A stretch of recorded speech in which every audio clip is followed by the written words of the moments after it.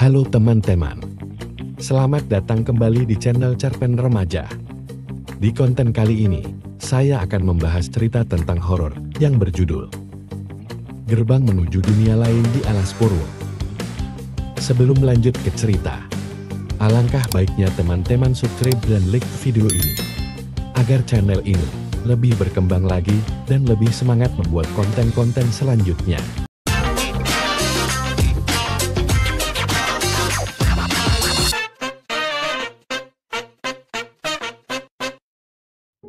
Cerita dimulai sebuah hutan alas Purwo di ujung timur Pulau Jawa, Indonesia, yang terkenal dengan berbagai kisah horornya.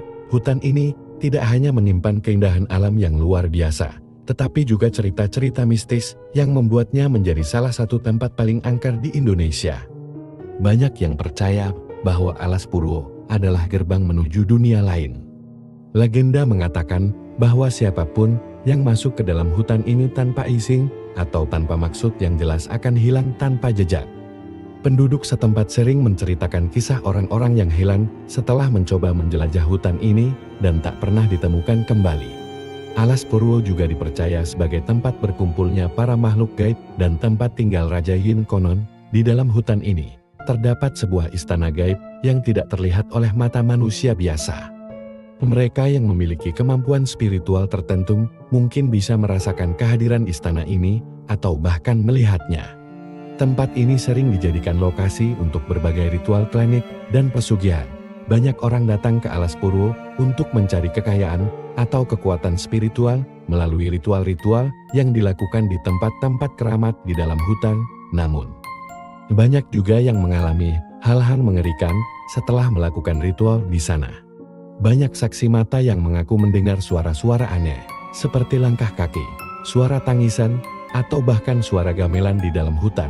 Ada juga yang melihat penampakan makhluk-makhluk gaib, seperti poton, kuntilanak, atau sosok-sosok misterius yang berkeliaran di sekitar hutan.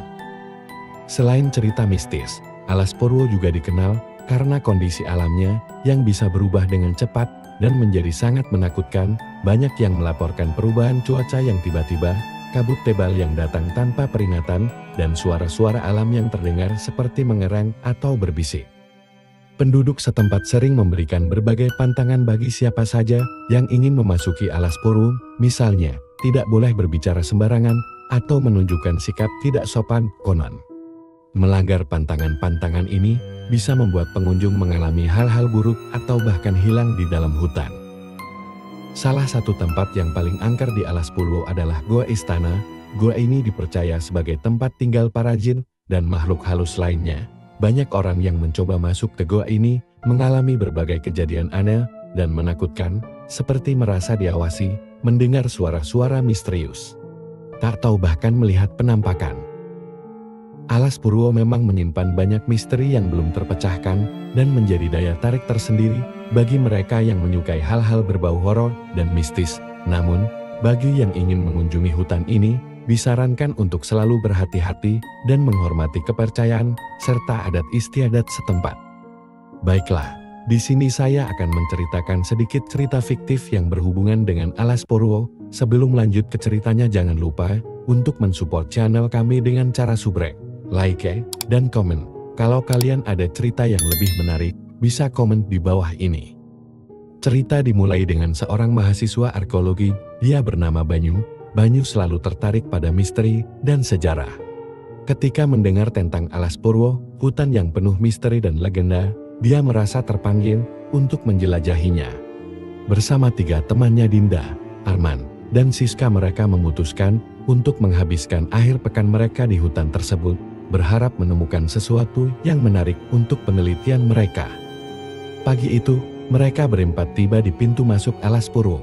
Penduduk setempat memperingatkan mereka tentang bahaya dan kisah-kisah mistis yang beredar. Namun keempatnya tetap nekat melanjutkan perjalanan. "Hati-hati di sana, nak, hutan ini bukan tempat sembarangan," kata seorang tetua desa, sambil memberikan sebuah jimat kepada Banyu. Mereka memasuki hutan dengan semangat tinggi, melintasi pepohonan yang lebat dan jalan setapak yang jarang dilalui orang. Malam mulai turun, dan mereka memutuskan untuk mendirikan tenda di dekat sebuah sungai kecil. Siska yang paling sensitif dengan hal-hal mistis merasa tidak nyaman. Ia terus-menerus merasa seperti diawasi. "Tadi aku mendengar suara gamelan," bisiknya pada Dinda, "sepertinya ada yang mengawasi kita."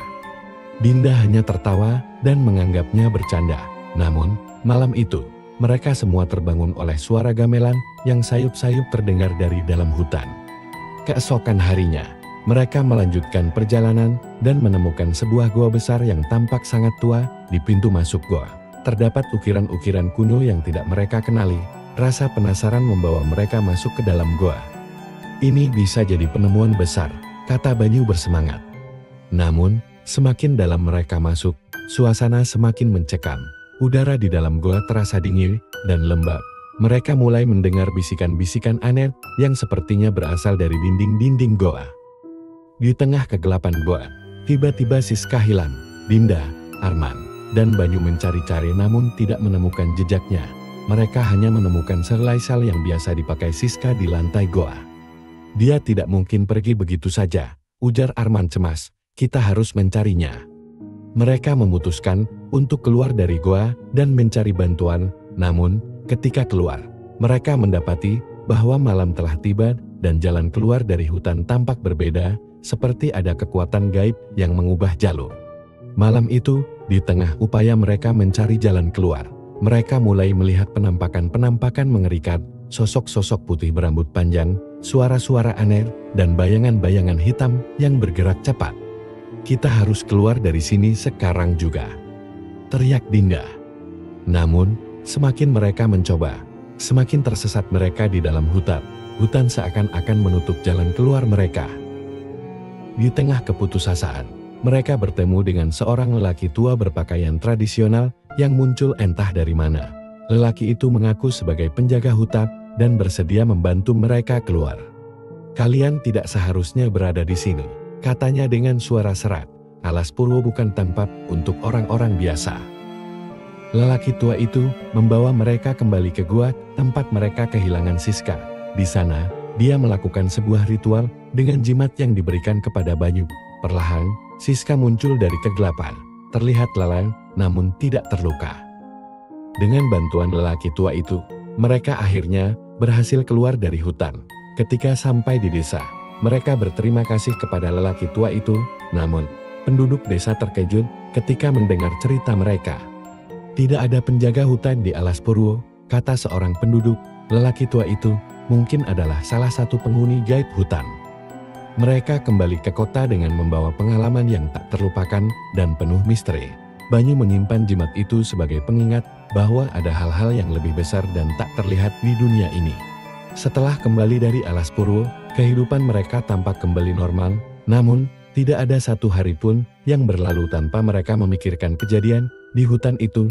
Siska, yang paling terpengaruh oleh pengalaman tersebut, sering terbangun di malam hari dengan mimpi buruk. "Dinda, aku terus bermimpi tentang gua itu, seperti ada sesuatu yang masih memanggilku," kata Siska suatu malam saat mereka berkumpul di apartemen Dinda. Dinda berusaha menenangkan Siska, tetapi dalam hatinya, dia juga merasa ada sesuatu yang belum selesai.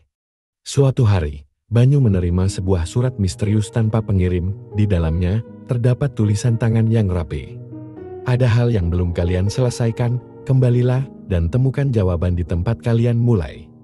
Banyu mengenali tulisan itu sebagai milik lelaki tua yang mereka temui di hutan. Meski ragu, dia merasa pesan itu harus diikuti. "Bisa saja ini adalah jawaban atas mimpi buruk kita," kata Banyu kepada teman-temannya. Setelah diskusi panjang, mereka memutuskan untuk kembali ke Alas Purwo. Kali ini dengan persiapan yang lebih matang. Mereka membawa peralatan camping, makanan, dan beberapa alat pelindung. Sesampainya di sana, mereka segera merasakan kehadiran yang berbeda.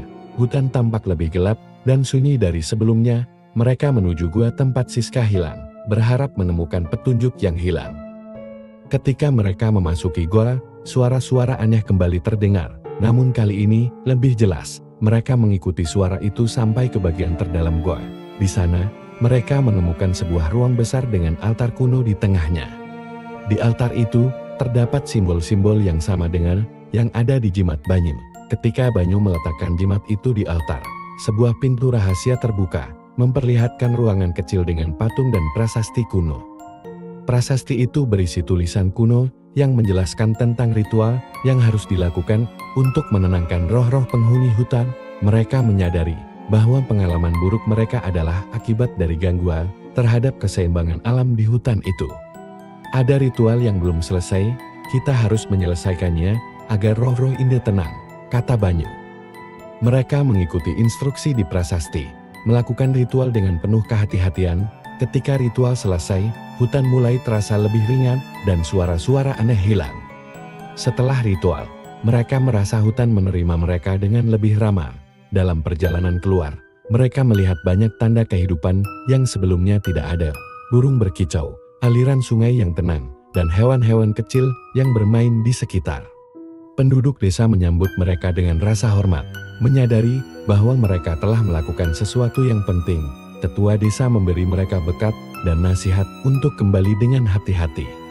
Pengalaman di Alas Purwo mengajarkan mereka banyak hal tentang keseimbangan alam dan kekuatan yang tak terlihat. Banyu, Dinda, Arman, dan Siska kembali ke kehidupan mereka dengan rasa syukur dan penghormatan yang lebih besar terhadap alam dan kekuatan gaib yang ada. Mimpi buruk Siska pun berhenti, dan mereka semua merasakan kedamaian baru dalam hidup mereka. Jimat yang dulu dianggap hanya sebagai benda kecil, kini menjadi simbol pelindung dan pengingat akan petualangan mereka di hutan penuh misteri itu. Cerita ini berakhir dengan pesan penting tentang menghormati alam dan kekuatan-kekuatan gaib yang ada di sekitarnya. Kembali ke Alas Purwo untuk menyelesaikan ritual menunjukkan bagaimana mereka tumbuh dan belajar dari pengalaman mereka, yang membawa kedamaian bagi diri mereka dan hutan yang mereka jelajahi. Terima kasih telah menonton video ini. Saya sangat menghargai dukungan dan waktu yang telah Anda habiskan untuk menonton konten video saya. Dan jangan lupa untuk subscribe channel ini dan aktifkan lonceng notifikasinya agar tidak ketinggalan cerita-cerita menarik berikutnya.